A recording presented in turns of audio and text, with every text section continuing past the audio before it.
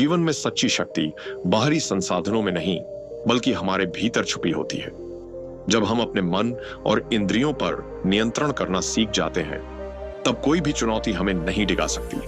अनुशासन, ध्यान और आत्मबल से असंभव को संभव बनाया जा सकता है। आज की यह कहानी एक युवा की है जो जीवन से हार चुका। राजीव एक साधारण युवक था जो महानगर की तेज जिंदगी में खो गया था। कभी उसके पास सपने थे इंजीनियर बनने के, परिवार को खुश रखने के, कुछ कर दिखाने के, लेकिन असफलताओं, टूटे रिश्तों और जीवन की कठोरताओं ने उसे अंदर से तोड़ दिया। अब वह शराब में डूबा रहता, निराशा में जीता और खुद से ही नफरत करने लगा था।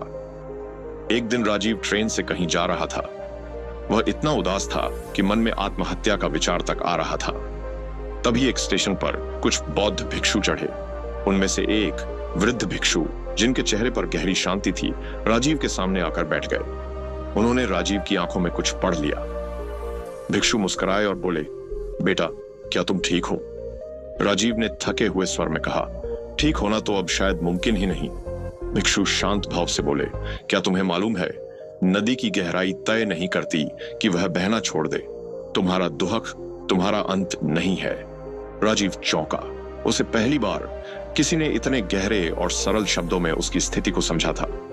भिक्षु ने उसे अपने मठ आने का निमंत्रण दिया। कुछ दिनों बाद राजीव उनके मठ पहुंच गया, एक शांत पहाड़ी स्थान जहां प्रकृति, ध्यान और अनुशासन की ध्वनि थी। वहां भिक्षुओं का जीवन बहुत सादा था। सुबह जल्दी उठना, ध्यान करना, भिक्षा मांगना और शांत चित्त से अध्ययन करना। राजीव ने सोचा था यह कुछ दिन की बात होगी, लेकिन वहां की शांति और अनुशासन ने धीरे धीरे उसके मन को बदलना शुरू कर दिया। एक दिन भिक्षु ने उसे एक सवाल दिया, अगर दीपक को हवा बुझा दे तो क्या हम दीपक को दोष देंगे या हवा को? राजीव ने कहा, हवा को। भिक्षु मुस्कुराए, तो जब जीवन की परिस्थितियां तुम्हें बुझा देती हैं तो तुम खुद को क्यों दोष देते हो? यह बात राजीव के मन को चुभ गई और साथ ही जागृत भी कर गई।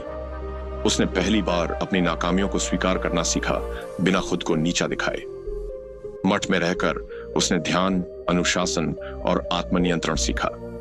सुबह 4 बजे उठना, एक एक कार्य ध्यानपूर्वक करना और सबसे महत्वपूर्ण मौन साधना।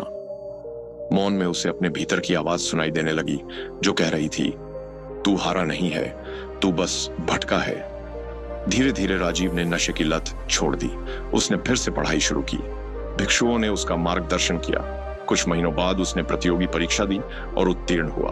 आज वह एक सफल योग प्रशिक्षक और प्रेरक वक्ता है जो युवाओं को मानसिक स्वास्थ्य और अनुशासित जीवन के लिए प्रेरित करता है। जब दीपक बुझता है तो फिर से जलाया जा सकता है, बस किसी का हाथ बढ़ना चाहिए। कभी कभी वही हाथ खुद का होता है।